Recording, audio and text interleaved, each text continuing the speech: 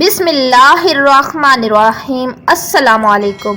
حضرت امام ابو حنیفہ رحمۃ اللہ علیہ ایک روز ظہر کی نماز کے بعد گھر تشریف لے گئے۔ بالاخانے پر آپ کا گھر تھا۔ جا کر آرام کرنے کے لیے بستر پر لیٹ گئے۔ اتنے میں کسی نے دروازے پر نیچے دستک دی۔ آپ اندازہ کیجئے جو شخص ساری رات کا جاگا ہوا ہو اور سارا دن مصروف رہا ہو، اس وقت اس کی کیا کیفیت ہوگی۔ ایسے وقت میں کوئی آ جائے تو انسان کو کتنا ناگوار گزرتا ہے کہ یہ شخص بے وقت آ گیا۔ لیکن امام صاحب اٹھے، زینیے سے نیچے اترے، دروازہ کھولا تو دیکھا کہ ایک صاحب کھڑے ہیں۔ امام صاحب نے اس سے پوچھا کہ کیسے آنا ہوا۔ اس نے کہا کہ ایک مسئلہ معلوم کرنا ہے۔ دیکھیے، اول تو امام صاحب جب مسائل بتانے کے لیے بیٹھے تھے وہاں آ کر تو مسئلہ پوچھا نہیں، اب بے وقت پریشان کرنے کے لیے آ گئے۔ لیکن امام صاحب نے اس کو کچھ نہیں کہا، بلکہ فرمایا کہ اچھا بھائی، کیا مسئلہ معلوم کرنا ہے؟ اس نے کہا، میں کیا بتاؤں، جب میں آ رہا تھا تو مجھے یاد تھا کہ کیا مسئلہ معلوم کرنا ہے، لیکن اب میں بھول گیا، یاد نہیں آ رہا کہ کیا مسئلہ پوچھنا تھا۔ امام صاحب نے فرمایا کہ اچھا، جب یاد آ جائے تو پھر پوچھ لینا۔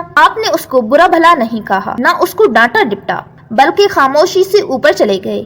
ابھی جا کر بستر پر لیٹے ہی تھے کہ دوبارہ دروازے پر دستک ہوئی۔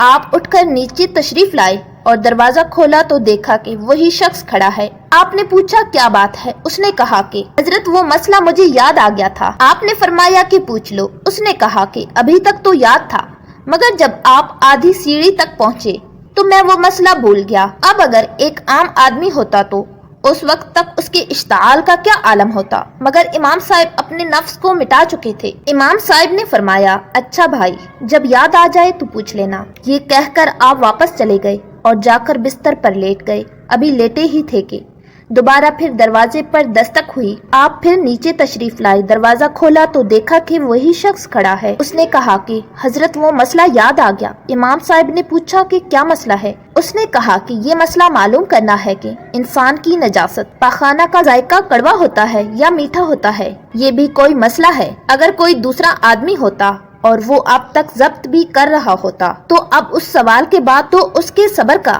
پیمانہ لبریز ہو جاتا۔ لیکن امام صاحب نے بہت اطمینان سے جواب دیا کہ انسان کی نجاست اگر تازہ ہو تو اس میں کچھ مٹھاس ہوتی ہے، اگر سوکھ جائے تو کڑواہٹ پیدا ہو جاتی ہے۔ پھر وہ شخص کہنے لگا کہ کیا آپ نے چکھر دیکھا ہے؟ حضرت امام ابو حنیفہ رحمۃ اللہ علیہ نے فرمایا کہ ہر چیز کا علم چکھ کر حاصل نہیں کیا جاتا، بلکہ بعض چیزوں کا علم عقل سے حاصل کیا جاتا ہے، اور عقل سے یہ معلوم ہوتا ہے کہ تازہ نجاست پر مکھی بیٹھتی ہے، خشک پر نہیں بیٹھتی۔ اس سے پتہ چلا کہ دونوں میں فرق ہے، ورنہ مکھی دونوں پر بیٹھتی۔ جب امام صاحب نے یہ جواب دے دیا تو اس شخص نے کہا، امام صاحب، میں آپ کے سامنے ہاتھ جوڑتا ہوں، مجھے معاف کیجیے گا، میں نے آپ کو بہت ستایا، لیکن آج آپ نے مجھے ہرا دیا۔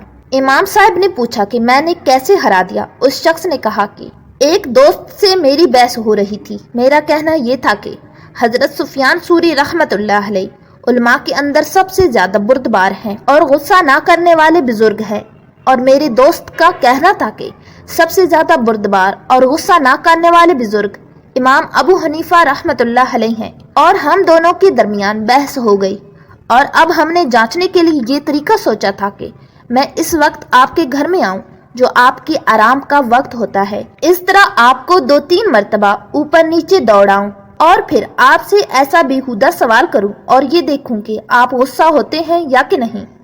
میں نے کہا کہ اگر غصہ ہو گئے تو میں جیت جاؤں گا، اور اگر غصہ نہ ہوئے تو تم جیت گئے، لیکن آج آپ نے مجھے ہرا دیا۔ اور واقعہ یہ ہے کہ میں نے اس روئے زمین پر ایسا حلیم انسان جس کو غصہ چھو کر بھی نہ گزرا ہو، آپ کے علاوہ کوئی دوسرا نہیں دیکھا۔